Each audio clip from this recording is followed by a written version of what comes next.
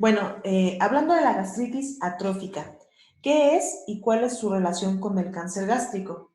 La gastritis, en general, es una enfermedad inflamatoria aguda o crónica de la mucosa gástrica causada por factores exógenos y endógenos que producen síntomas dispépticos atribuibles a dicha enfermedad, cuya existencia se sospecha desde el punto de vista clínico, se observa endoscópicamente y requiere confirmación histológica. En la población en general, la frecuencia de la gastritis crónica es de 40 a 80%. La gastritis tipo A o atrófica representa el 20% de la gastritis crónica y la del tipo B o no atrófica representa el 70%. El porcentaje restante, que es el 10%, corresponde a la gastritis tipo C o química por reflujo. A escala mundial, la gastritis afecta más del 25% de la población total, siendo su principal causa la bacteria Helicobacter pylori en más del 90% de los casos. Aunque se ha descrito siempre que dicha enfermedad aumenta su incidencia y prevalencia con la edad, es decir, las personas más afectadas son las que tienen una edad mayor a 50 años, últimamente, o la tendencia de los últimos años, es que la población de menor edad también está siendo sumamente afectada y esto está relacionado pues con el aumento de que la población más joven está más expuesta a los factores de riesgo en la actualidad.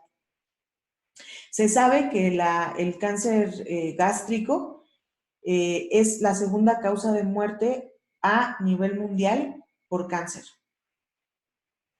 Entonces, ahondando un poco más en Helicobacter pylori, pues aunque se sabe que la gastritis atrófica es de origen multifactorial, hay diversos factores que figuran para que se pueda dar, por ejemplo, los malos hábitos alimentarios, otros parásitos intestinales, aparte del Helicobacter, medicamentos gastrotóxicos, antecedentes familiares de úlceras y gastritis, antecedentes personales de coagulopatías, quemaduras extensas, daño cerebral, disfunción hepática, politraumas extensos, uremia, cirugías mayores, hábitos tóxicos, estrés, envenenamiento, radiaciones, incluso personas que han pasado tiempo en unidades de cuidados intensivos o UCIs por más de una semana, tienden a desarrollar gastritis, hipotensión, sepsis, sangrado intestinal autoinmune, reflujo duodenal y biliar, así como tuberculosis digestiva.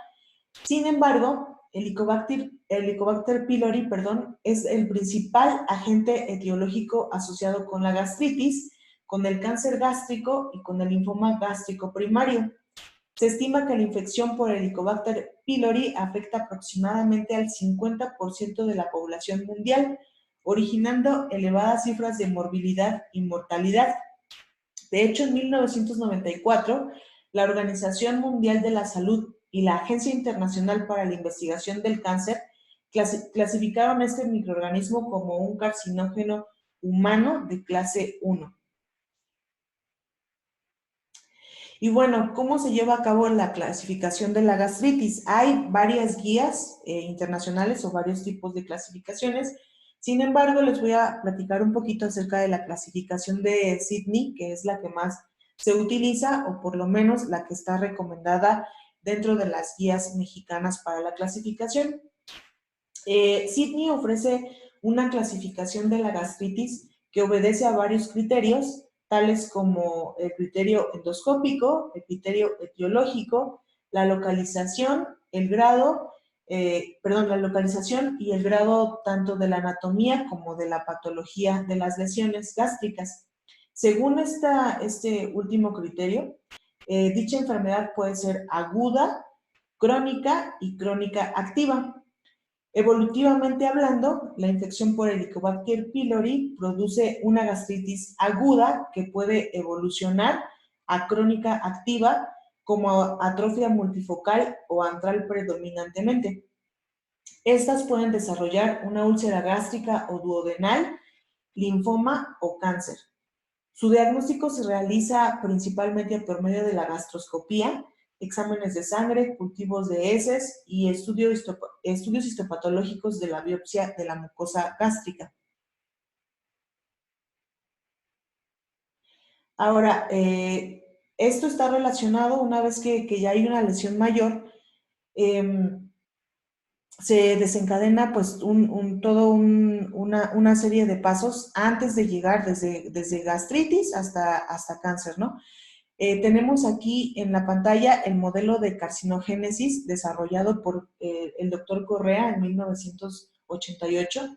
De acuerdo con este modelo, descrito para el adenocarcinoma gástrico de tipo intestinal, este se inicia con un proceso de gastritis crónica, seguido de una atrofia glandular que posteriormente se convierte en una metaplasia intestinal, displasia y finalmente se desarrolla el adenocarcinoma.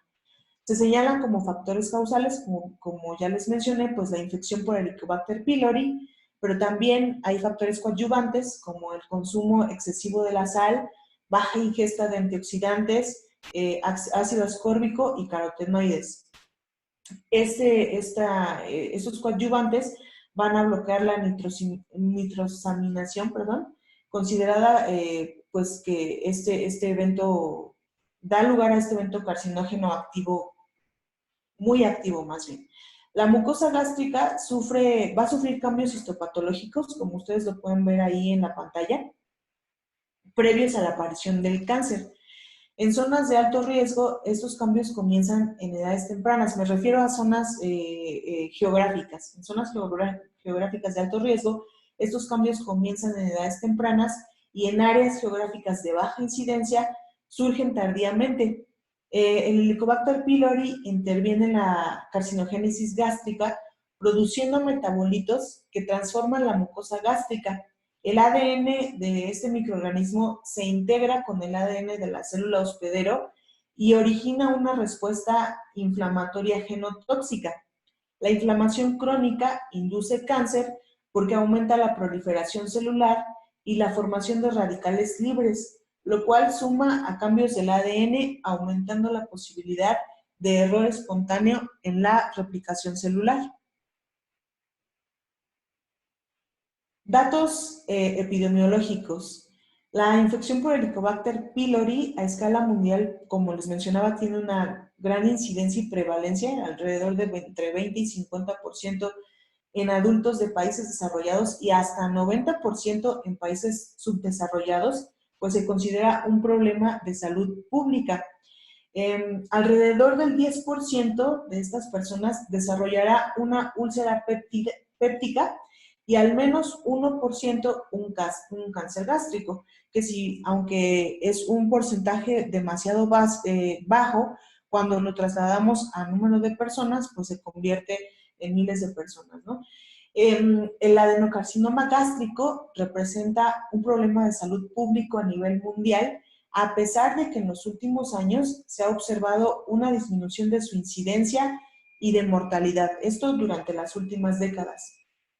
Actualmente existen zonas donde la incidencia y la mortalidad de adenocarcinoma gástrico sigue siendo muy alta. Por ejemplo, en Asia Oriental, sobre todo en China, en África también central, en Europa del Este y en algunos países de Latinoamérica como Chile, Costa Rica y Colombia. Para México, se sabe que en el 2012, por ejemplo, el cáncer ocupó el tercer lugar, bueno, este tipo, el cáncer en general, ¿no? En el 2012 el cáncer ocupó el tercer lugar como causa de muerte después de cardiopatías y diabetes mellitus. De acuerdo con un estudio reciente del doctor Sánchez Barriga y colaboradores acerca de las tendencias por mortalidad, específicamente por adenocarcinoma gástrico en México, durante el 2000 al 2012 murieron 69,107 individuos por este tipo de cáncer gástrico.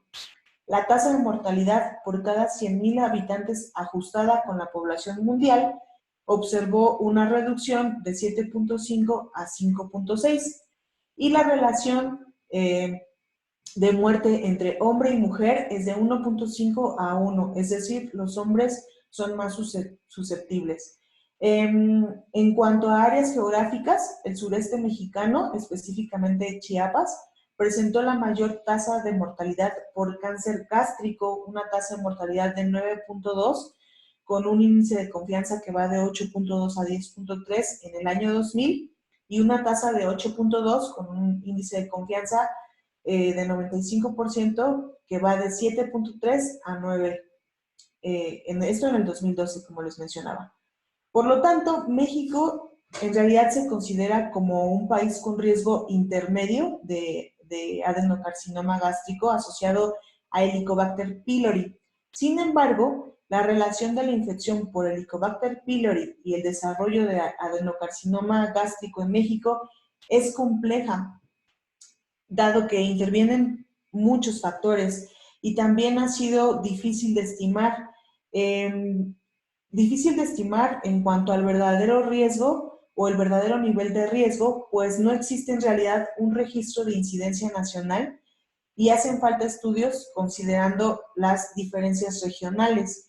A esto hay que añadirle que existen variabilidad en las cepas reportadas en los diferentes estudios y también pues hay que agregar las condiciones sanitarias de cada una de las zonas geográficas, las condiciones climatológicas que también están aumentando en cuanto a factores clave para aumentar el riesgo, e incluso la resistencia a antibióticos entre áreas geográficas aquí en México, pues es muy variable, ¿no? Entonces, aunque en realidad se considere que es un país con riesgo intermedio, pues este riesgo está, digamos que un poco subcalculado, tomando en cuenta pues todos los factores que les acabo de mencionar.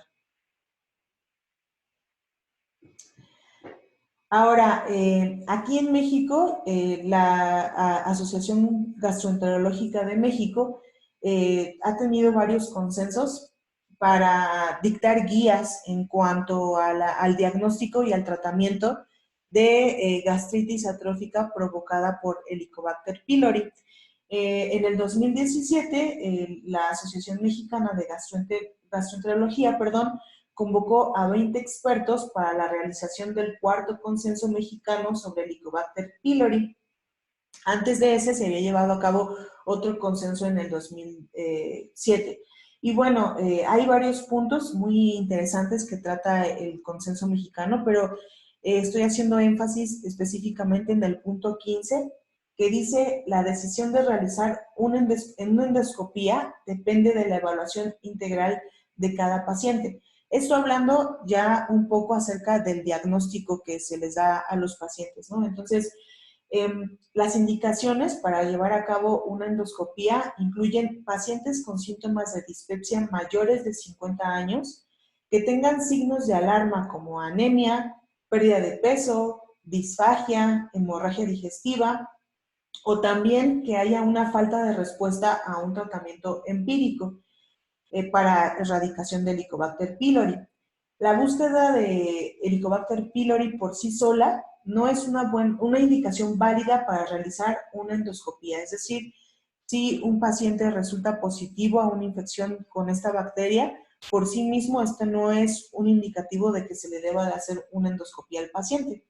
Entonces, si al realizar una endoscopía por alguna otra indicación se tiene la sospecha de infección por Helicobacter pylori, deben de tomarse muestras de tejido gástrico para prueba rápida de ureasa, o PRU, como se le conoce, y análisis histopatológico de acuerdo al protocolo de Sydney actualizado. Es el protocolo que les mencionaba yo hace algunas diapositivas. Entonces, pues el diagnóstico de manera convencional se hace de esa manera. Cuando una persona ya tiene o se sabe que es positiva a una infección por Helicobacter pylori, que tiene ciertos, se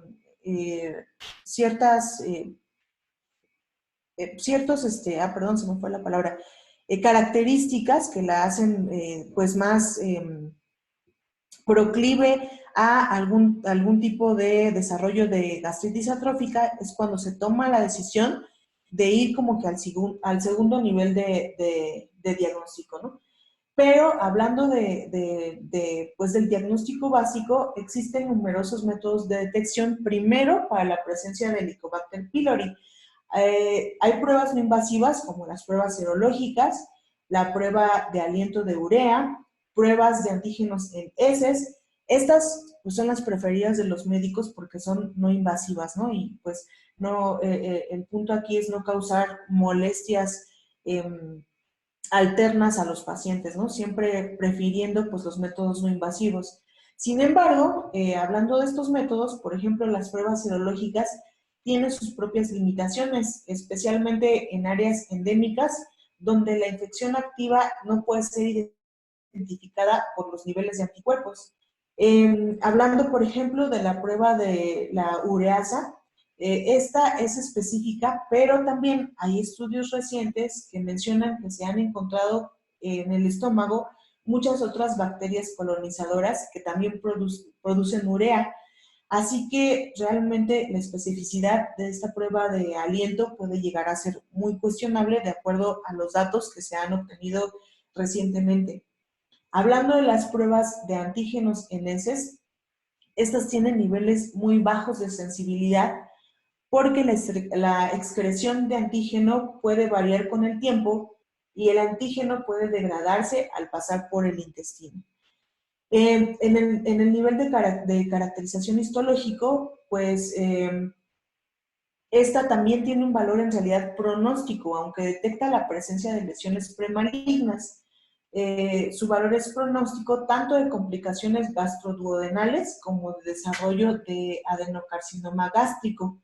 Hay que mencionar que es un método invasivo y a menudo el resultado va a estar influenciado por el sitio en donde se toma la muestra, es decir, por el laboratorio, el número y el tamaño del material biológico recolectado y también, pues, esta técnica no es muy rápida, se tarda alrededor de 2 o 3 días en tener resultados, por muy rápido que sea, mientras que la tasa de detección depende definitivamente de la experiencia o de la expertise de la persona que está tomando las muestras.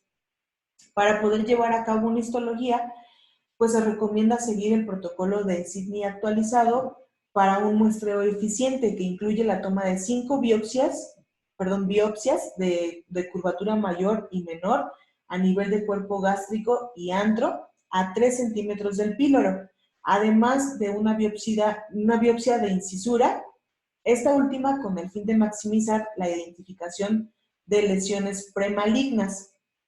La gravedad y extensión de estas lesiones permite determinar en qué paciente es necesario realizar vigilancia endoscópica de las mismas. Entonces, es aquí en donde entra una nueva propuesta de utilizar biomarcadores para identificar a manera de screening no invasivo sujetos o pacientes que estén en alto o bajo riesgo de gastritis para evitar gastroscopías que son innecesarias o exámenes histológicos también innecesarios, especialmente entre las personas que sufren de dispepsia. Entonces, en este punto se propone el uso de un panel de biomarcadores específicos que incluye a los pepsinógenos 1 y 2, a la gastrina 17 y a Helicobacter pylori. Esto es como una alternativa para la clasificación de la gastritis basados en valores de corte validados clínicamente para cada marcador y que con ellos podemos obtener resultados clasificados en 5 categorías que les voy a mostrar un poquito más adelante. Entonces, hablando de cada uno de estos biomarcadores y de su utilidad como panel, dentro del panel del screening, tenemos primeramente a los pepsinógenos. Estos son proteasas de ácido gástrico simógenos y se dividen en 2 grupos inmunoquímicos distintos, el pepsinógeno 1 y el pepsinógeno 2. El pepsinógeno 1 es producido por las células principales del cuerpo del estómago, es decir, del corpus. Este se encuentra en la parte superior del estómago. Cuando la mucosa del cuerpo del estómago está atrofiada, como ocurre en la enfermedad de gastritis autoinmune o por infección por Helicobacter pylori, hay una disminución del nivel de pepsinógeno 1 por debajo de 30 microgramos por litro. En cambio, en una situación en la que no hay atrofia de la mucosa, solo la inflamación del pepsinógeno 1, en una situación en la que no hay atrofia de la mucosa, solo hay inflamación, la concentración del pepsinógeno 1 va a tender a subir. Esto me refiero a su concentración o a sus niveles en sangre. Por lo tanto, los cambios plasmáticos de estos biomarcadores nos dan un indicativo del estado de salud del área del corpus del estómago o del cuerpo del estómago. Hablando ahora del pepsinógeno 2, este se produce principalmente en la mucosa de la glándula oxíntica del estómago, el antro y el duodeno. Se secreta principalmente en el lumen gástrico y está en circulación. El pepsinógeno 2 tiene poca o ninguna actividad biológica, pero en situaciones ácidas se convierte en la enzima activa pepsina que exhibe acciones proteolíticas. La concentración en sangre del pepsinógeno 2, por lo tanto, refleja la estructura y la función de toda la mucosa del estómago y su concentración va a aumentar en caso de gastritis, porque esto estaría indicando una mucosa del estómago inflamada, como ocurre típicamente cuando existe una infección por Helicobacter pylori, o también se puede deber a una infección viral, una infección parasitaria, a reflujo biliar, o también incluso a un cambio químico por fuerte ingestión de especias o de alcohol. Valores de pepsinógeno 2 mayores a 10 microgramos por litro se consideran o se correlacionan con inflamación. La proporción entre estos dos pepsinógenos 1 y 2 se usa en conjunto con el valor del pepsinógeno 1 solamente para el diagnóstico de atrofia de la mucosa del cuerpo gástrico, es decir, gastritis atrófica del corpus. Entonces, en el caso de la gastritis atrófica, la relación va a disminuir a un valor por debajo de 3. Ahí en la pantalla les estoy poniendo una guía que ha generado justamente el GastroPanel, que ayuda a dar una interpretación de los resultados bastante sencilla. Ustedes pueden ver la simulación de los datos de un paciente. Aquí vemos, por ejemplo, que se está indicando que el valor de pepsinógeno 1 es de 7.4, el del pepsinógeno 2 es de 2.6, la relación entre uno y otro es de 2.8 y nos dan también los rangos de referencia entre los que debe de caer. Hablando, por ejemplo, entre la relación de pepsinógeno 1 y 2, les mencionaba hace un momento que en el caso de gastritis atrófica del área del corpus, el valor va a caer por debajo de 3 y en este caso vemos, si fuera un paciente real, vemos un valor de 2.8, lo que nos estaría indicando justamente que este paciente pues, presenta esta condición en esa zona específica de su estómago. Ahora, otro de los biomarcadores propuestos dentro de este panel, o contemplados más bien dentro de este panel, es la gastrina 17. La gastrina 17 es producida exclusivamente por las células G de la región antral del estómago y del duodeno. En este caso, BioHit desarrolló o en el panel incluyó un anticuerpo monoclonal de GastroPanel para la gastrina 17 que mide solamente el pépsido de gastrina 17 amidada, que es biológicamente activa y que tiene un receptor celular específico. Como resultado, entonces, la gastrina 17 va a estimular a las células denominadas SL a liberar histamina en el torrente sanguíneo y esta buscará su receptor en la superficie de las células parietales, lo que estimulará la secreción de ácido clorhídrico. La concentración de gastrina 17 en sangre durante el ayuno disminuye cuando aumenta la acidez del contenido gástrico. Estamos hablando a un pH por abajo de 2.5. Y también cuando hay atrofia de la mucosa del antro, en cuya situación van a desaparecer por completo las células G. En concentración de hipocloridria, perdón, la gastrina 17 aumenta más de 10 picomoles por litro y en acloridria a más de 20 picomoles por litro. Otro de los biomarcadores que están contemplados dentro de este panel, pues es justamente el de Helicobacter pylori. Los anticuerpos IgG contra Helicobacter pylori son producidos después de que ocurre la infección. Entonces, los IgG anti-pylori dan un valor añadido significativo a los 3 biomarcadores previamente mencionados. La serología IgG para Helicobacter pylori muestra 2 diferentes condiciones, ya sea una infección en curso o una infección o una exposición previa. Se sabe que altos niveles de los anticuerpos de Helicobacter pylori pueden persistir en el plasma meses después de la erradicación. Los niveles de anticuerpos IgG contra Helicobacter pylori mayores a 30 unidades internacionales están relacionados con una infección activa.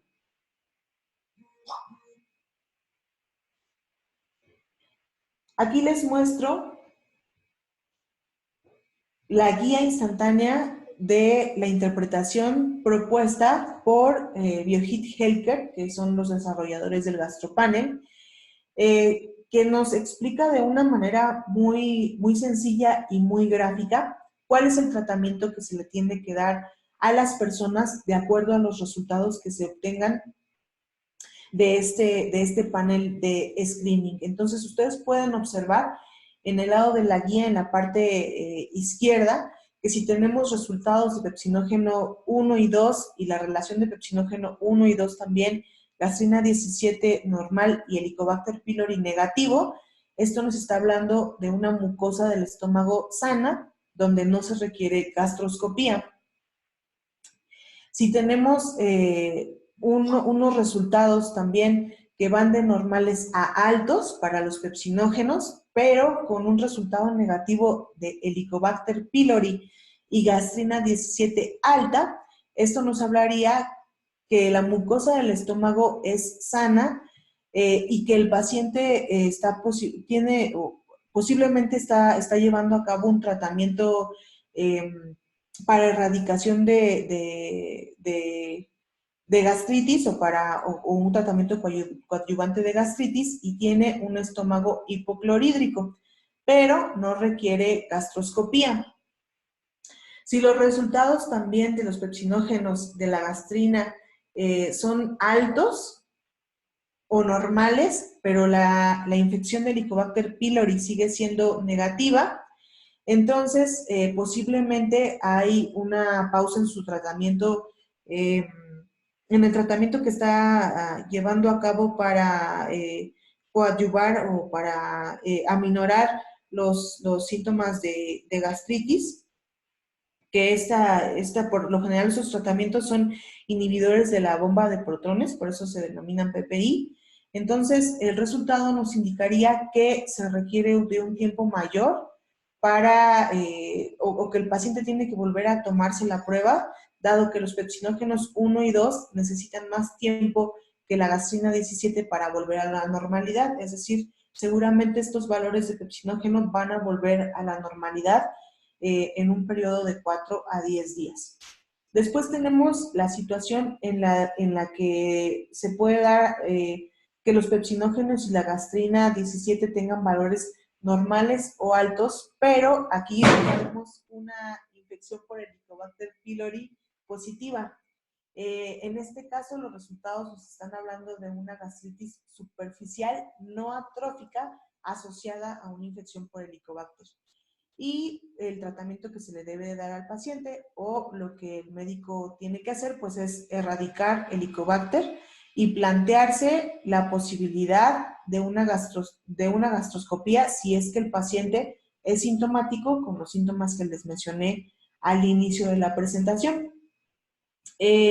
Cambia la situación cuando vemos que los niveles de pepsinógenos 1 o 2 son bajos, que la gastrina es alta y en dado caso de que el paciente salga positivo o negativo a Helicobacter pylori, estos resultados de pepsinógeno y de gastrina sí nos están hablando de una gastritis atrófica del cuerpo gástrico.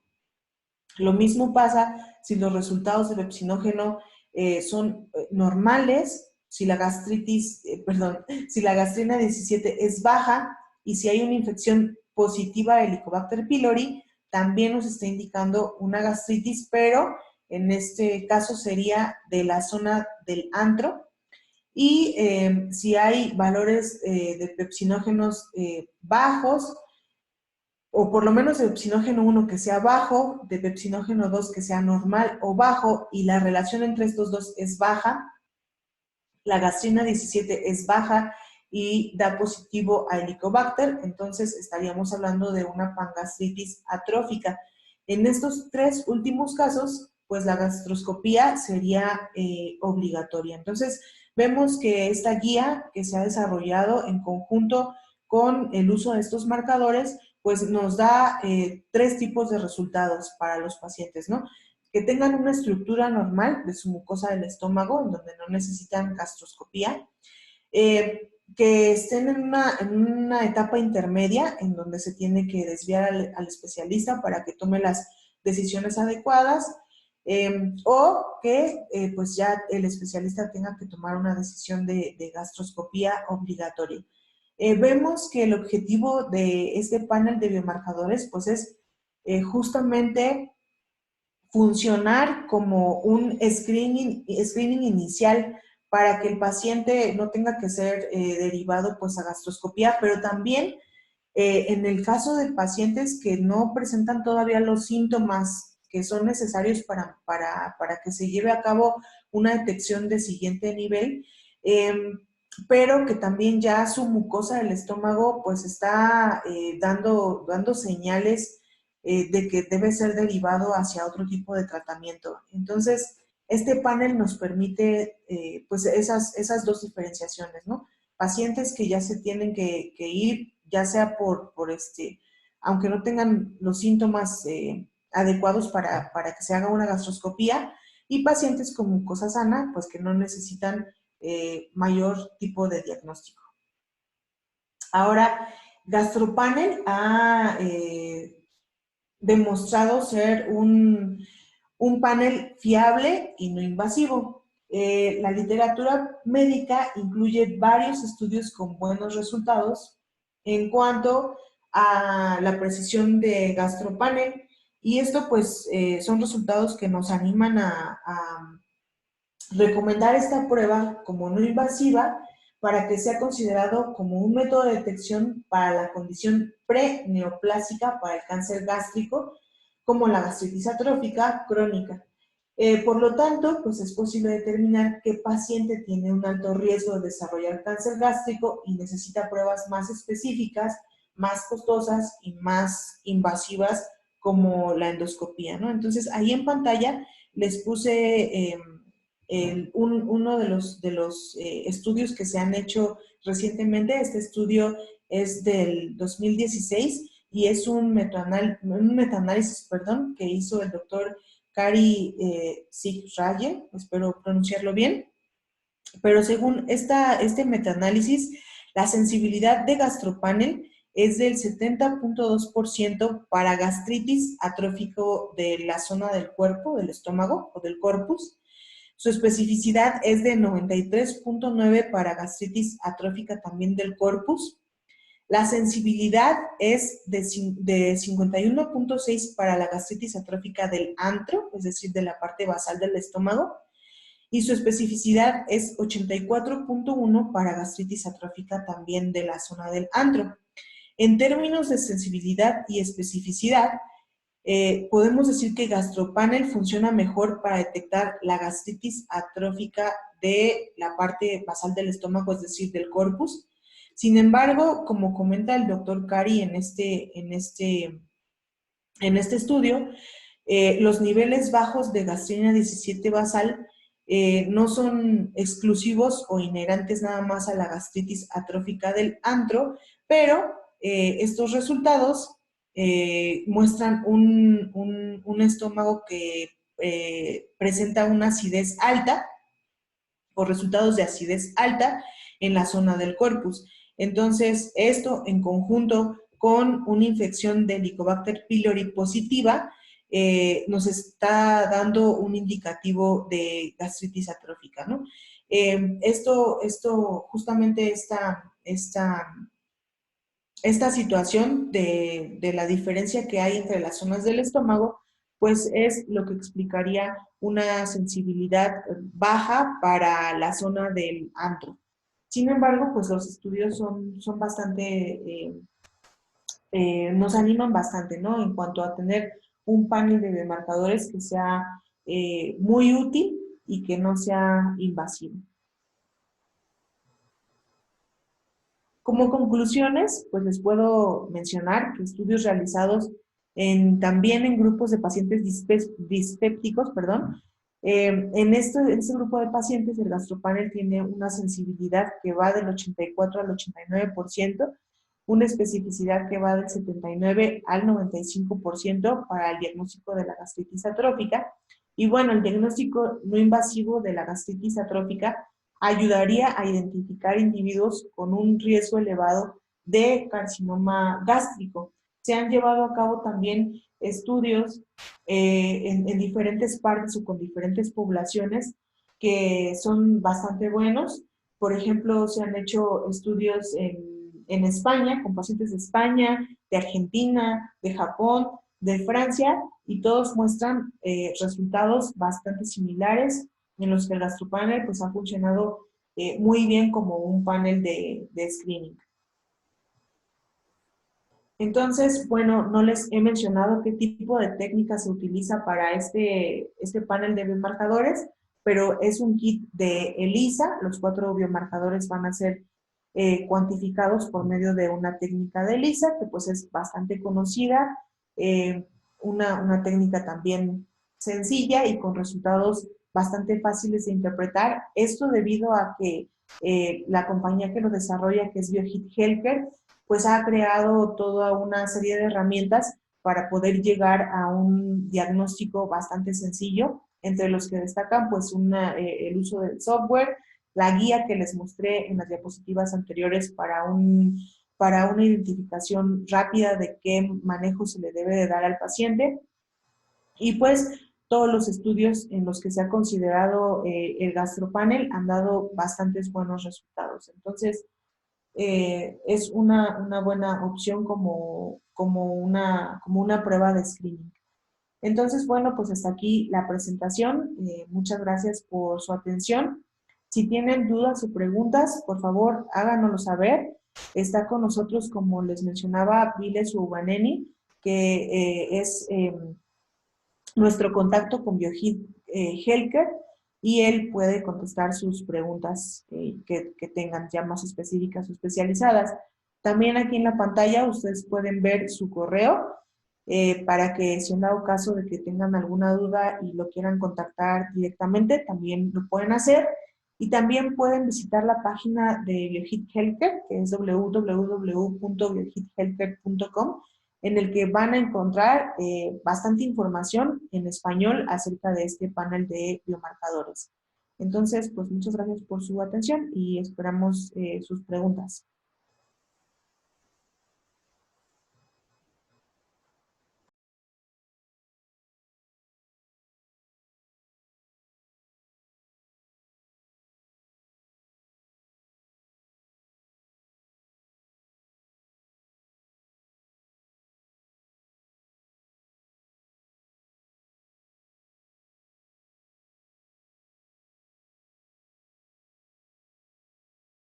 Alta acidez, pero también puede ser causada por atrofia de parte antro. Y en este caso, como también comentó Alejandro, puede parecer que es falso positivo si es acidez, pero esto podemos hacer diferencia entre los dos estados con una otra examen de gastrina 17, esta vez estimulado. Si con una estimulación sencilla de proteína se aumenta el nivel de gastrina 17, entonces sabemos que fue la baja tasa de castrina 17 en el primer examen fue causado por acidez, no por atrofia. Y la otra parte de la pregunta, si el paciente toma, por ejemplo, inhibidores de la bomba de los protones, eso influye al resultado. Hemos tomado en cuenta, ya que GastroPanel es soportado por software que se llama GastroSoft, que es disponible en nuestra página web gastropanel.com. Se debe entrar información del paciente y este software toma en cuenta si el paciente toma, por ejemplo, inhibidores de la bomba de los protones. Pero claro que recomendamos que no lo toman si es posible.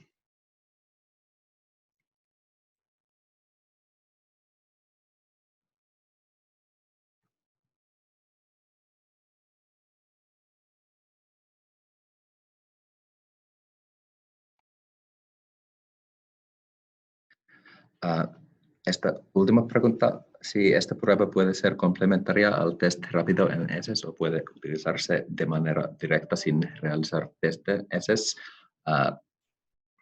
Una respuesta sencilla es que no es necesario una test en heces, ya que ya incluye componente de anticuerpos de Helicobacter pylori.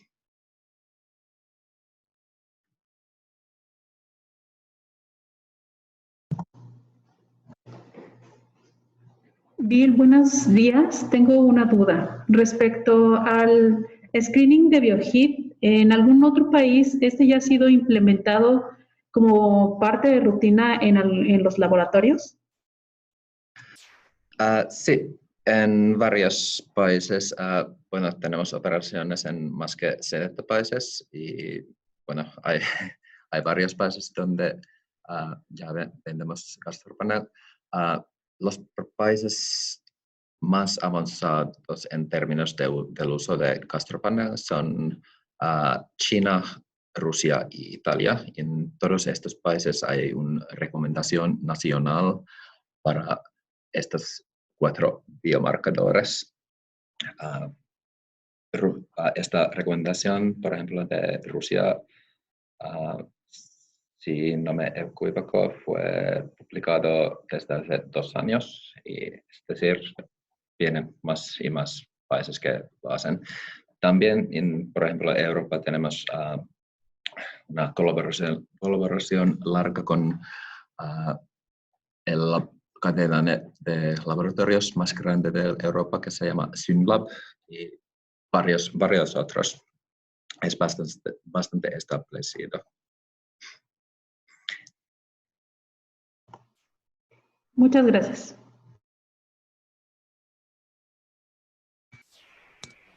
Pues si no hay más dudas o preguntas, les agradecemos mucho que se hayan conectado con nosotros durante este tiempo, y también le agradecemos mucho a Vile su presencia para estar contestando las preguntas. Y como les mencionaba anteriormente, si tienen alguna duda y quieren contactar directamente a Vile, ahí está su correo en la pantalla, pero también nos pueden contactar a nosotros, a Uniparts, y nosotros también podemos hacerle llegar sus dudas a Vile. Mi correo es asesoriadiagnóstico@uniparts.com.mx.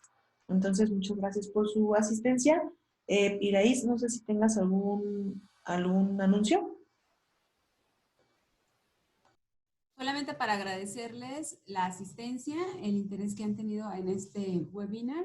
Y bueno, les estaremos informando sobre otros webinars que vamos a tener para el mes de octubre. Uno de ellos es el relacionado a pipeteo. Pero bueno, ya les mandaré la invitación. Muchísimas gracias a todos y que tengan bonito día.